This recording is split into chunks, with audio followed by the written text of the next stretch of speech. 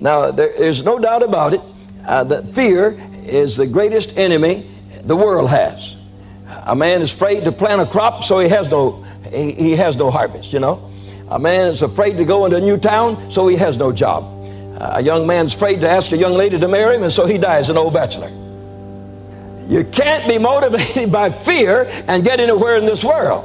You got to know that you know and be sure that you're sure and put the thrust in there.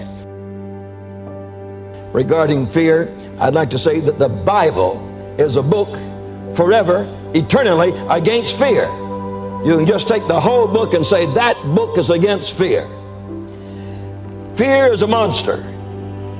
Fear strikes in fury against families, against persons, against communities, against nations. Joshua 1:9. Have I not commanded you? Be strong and of good courage. Do not be afraid, nor be dismayed, for the Lord your God is with you wherever you go. The first time I read this, it surprised me that God commands his children to be strong and to be of good courage. So you see, this wasn't a simple suggestion.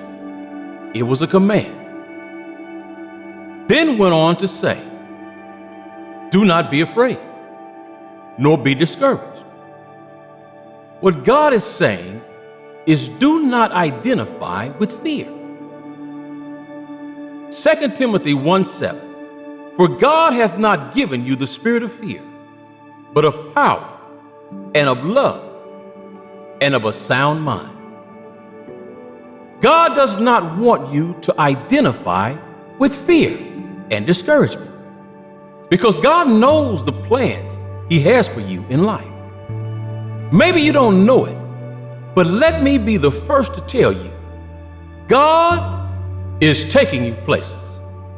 You are going places in life. Notice how in this verse, God didn't mention the external enemies that Joshua and the children of Israel had to face, the Canaanites and Jebusites.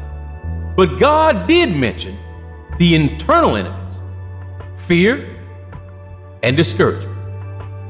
And the truth is, internal challenges can do a lot more damage than the external challenges. Fear will steal from you. It will literally steal from the life God has planned for you. This book is filled with the promises of God. But a lot of the promises of God require you to do something, require you to move forward in life, to take a leap. Look at Philippians 4:13. I can do all things through Christ who strengthens me. The key word there is do. What is fear and discouragement stopping you from doing? Is the fear of heartbreak stopping you from falling in love? Is fear of failure stopping you from going after your dreams? Is fear of betrayal stopping you from getting married? Is fear of humans stopping you from being all God created you to? Is fear of failure holding you back in school, or even from going back to school? Don't let fear hold you back from living your best life. God has already created your best life. God has already made the husband or wife of your dreams. God has already created the business of your dreams. God has made you the head and not the tail.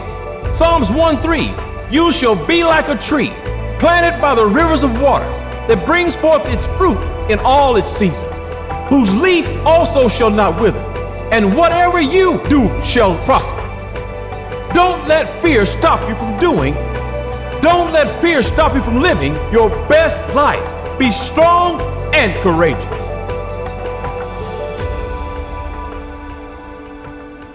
It says God hath not given us the spirit of fear. Now, how many believe the Bible? The whole Bible? Nothing but the Bible? All right. And it says that God didn't give anybody any fear. So that means that fear has an origin in another area.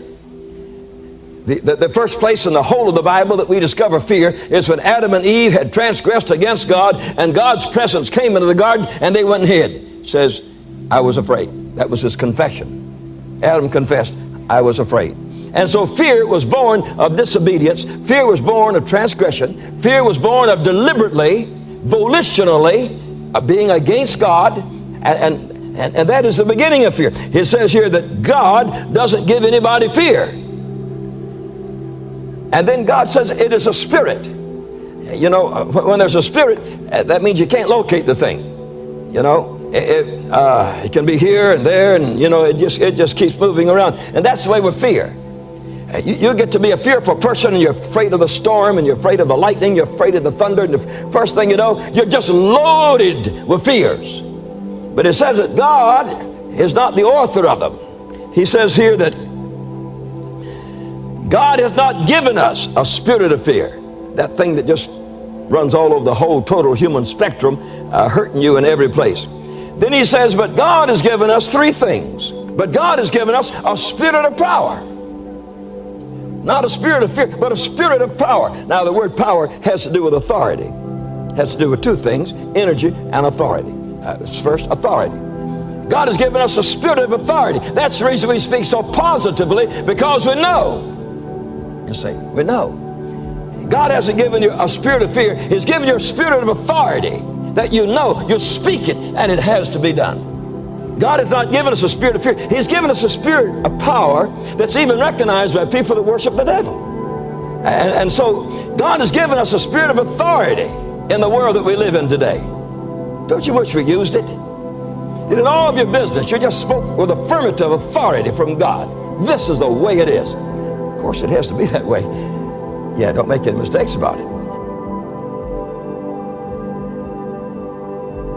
It's not what odds are against you. It's not what enemies are against you. It's not what situation or problem is against you. The only thing that matters is who is for you. And if God be for you, who can be against you? That means stuff that should normally worry you, that should normally overcome you for some reason, it can't harm you. It can't take away your peace.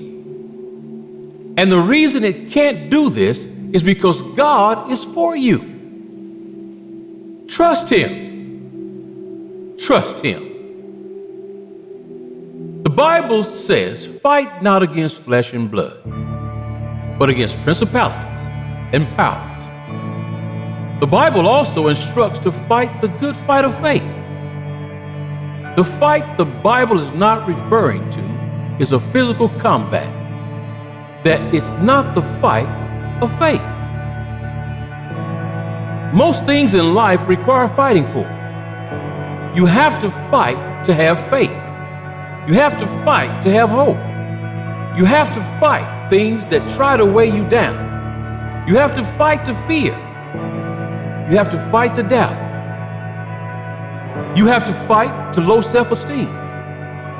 You have to fight to problems. You have to fight to situations. You even have to fight your past at times. The Bible says in all things, you are more than a conqueror. Child of God, you are more than a conqueror. Whatever problem you are facing, keep fighting. Remember, you are more than a conqueror through Him that loves you. There are times when problems come and there seems to be no answer, no way out. And in those situations, I hear the voice of Jesus saying, fight the good fight of faith. You see, faith can move the largest mountains. I've seen faith laugh at the face of defeat. According to the Bible, we are supposed to be a perpetually victorious people. We don't always feel like it. We don't always live like it. But the Bible said we are supposed to have an attitude of victory. Romans 8:37. Yet in all things you are more than conquerors through Christ who strengthens you. A conqueror is an overcomer. So effectively, what Paul is saying is you will overcome whatever situation you face in life. Paul wants to remind you that you are not only conquerors, we are more than conquerors. We are not only overcomers, we are more than overcomers. Despite the problems you face, despite your circumstances you face, you are more than a conqueror. You are more than an overcomer. You might not feel like a conqueror today, but the Bible says you are more than a conqueror. Your peace might be gone.